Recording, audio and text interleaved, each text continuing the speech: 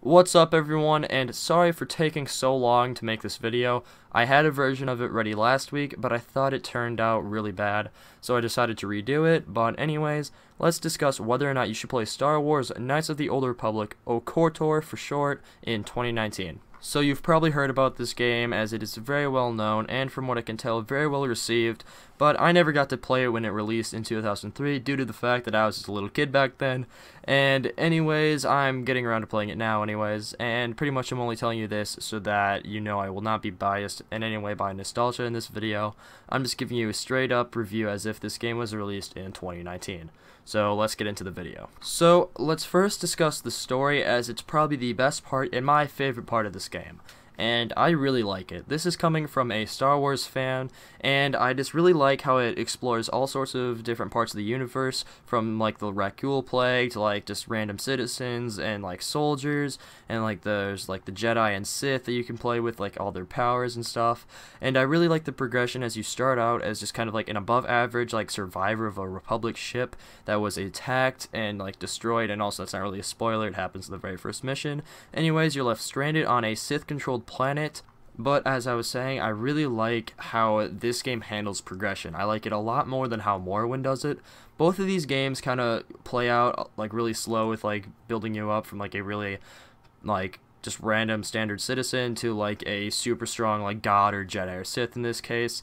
And I just like how this game does it, because you don't start out as helpless as you do in Morrowind. You start out as a fairly competent soldier, and then depending on how you play, you can grow up to be like a Jedi or Sith. I really like this, as it makes the early game a lot less boring than in, say, Morrowind, for instance, as you're a competent soldier that knows how to use guns and stuff, and you can walk around at a normal walking speed compared to Morrowind's, like, snail's pace. Anyways, I think that's enough talking about the story. Let's move on to the gameplay. So this is an open-world Star Wars game with turn-based combat and a party system. Normally, I do not like these kinds of games, but for some reason, I don't mind it here.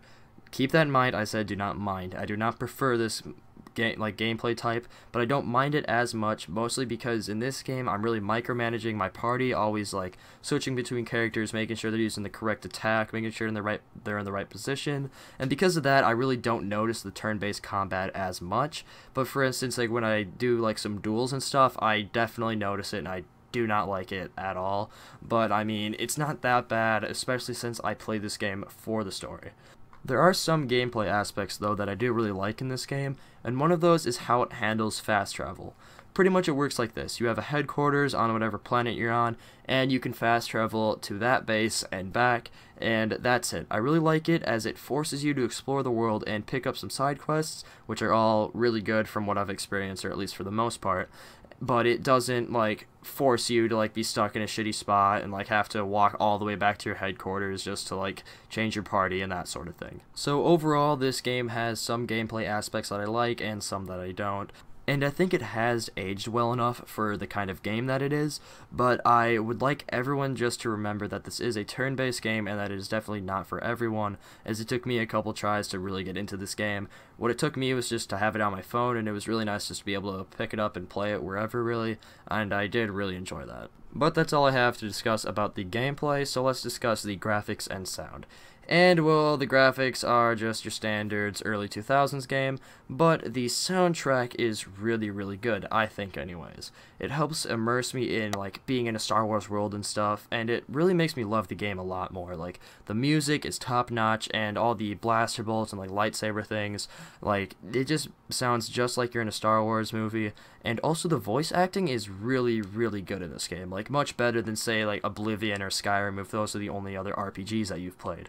So, in conclusion, I think that KOTOR is definitely worth playing, as long as you don't mind turn-based combat in games, as I know that will be a turn-off point for some people, or as long as you don't mind graphics that don't look that great. But again, I do not think that you should be playing this game for that. I think that you should be playing this game for the story, which, as I said before, is extremely good, and I would highly recommend you play this game for.